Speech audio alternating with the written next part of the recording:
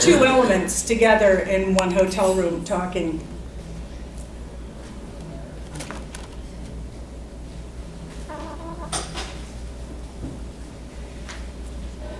Who's going on first? Asked Dolly. Carncrow. Never heard of them. That's why they're on first, said Dreyfus. The concert listing goes from smallest to tallest. We go on last. Which only makes sense, since after you play, there won't be a stage, said Dolly. He grinned and put an arm around her, letting her snuggle close. He was debating having a drink when a leggy form in black leather walked into the room. Absolutely no idea why anybody would say such a thing. I really do not. You would think some people would have better things to do than to piss on the corpses of children. And oh, hiya, Billy. Yes, I breathe. Through your ears, said Billy. Do not. Don't be ridiculous if you can help it. Where's Mars? In the bath, said Dreyfus, cleaning out his nose. Hey, Mars, called Billy. Use a toilet brush. Get naked and come here and show me, Mars called back. Isn't that Anthony's job, called Mystique.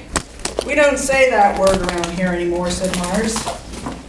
The bathroom door opened and Mars walked out, smelling of soap and damp air, his long hair hanging loose, wearing only his pants. Please work.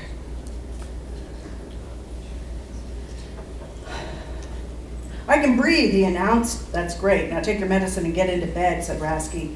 Only if Billy comes with me, said Mars. Sorry, said Billy. My girlfriend gets cranky when I crawl into bed with other men or other women or anyone who's not her. Where did I lose myself? Oh, this is great.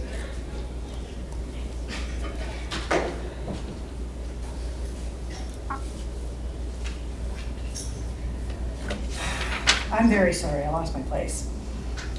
I can breathe, he announced. That's great. Now take your medicine and get into bed, said Rasky. Oh, we've read that.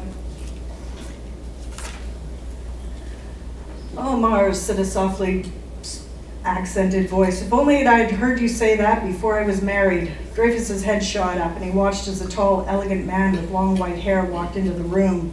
He now had one blue eye, and the left portion of his face was covered in a leather patch. In his right hand he held a cane and was leaning on it heavily.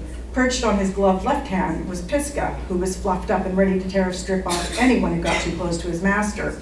The room fell completely silent. The Spirkins just stared, and those from Earth simply wondered who had walked into the room. Giovanni, said Dreyfus, not quite believing his eyes. The tall man nodded. I decided that hiding was not working, so I let DeLace talk me into coming here. I even insisted on walking the length of the hall by myself. He's becoming absolutely impossible, said DeLace, walking over to Giovanni and taking his arm. Dreyfus stared, blinking, then abruptly got up, nearly tossing Dolly onto the floor. Are you all right? I had no idea you would be here. Let me help. I can do it myself, he said, moving slowly over to his seat, DeLace following closely. Giovanni managed to sit down without assistance. Pisgah still on his arm, eyeing the strangers warily. Should we bow? Asked Billy. Sorry, said Dreyfus.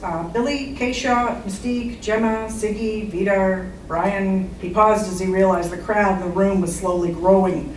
And the rest of the milling thong, whose names I don't really know, this is Giovanni Dason Copius and his friend Pisgah. Brian Taylor fell to his knees with an audible thump. You wrote that glorious piece that I can't even pronounce, but I love it. I may have, said Giovanni warily.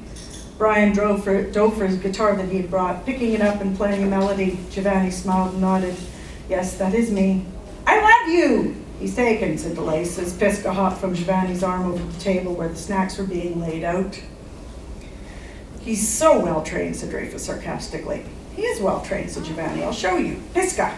The bird looked. Giovanni asked him something in a language that Dreyfus suspected was Carthusian.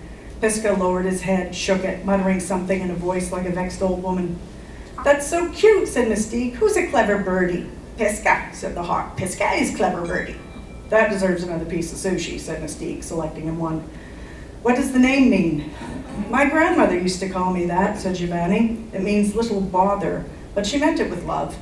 And it truly does suit the bird. That is who he is impersonating when he shakes his head like that. I ask him what I am going to do with him, and he shakes his head and says, children today are such a bother, he does not know what to do. Different planet, same issues, said Mystique.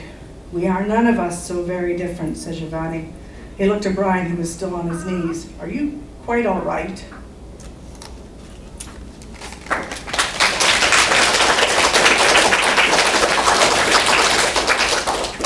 careful behind you. My fan club. And now, our next author up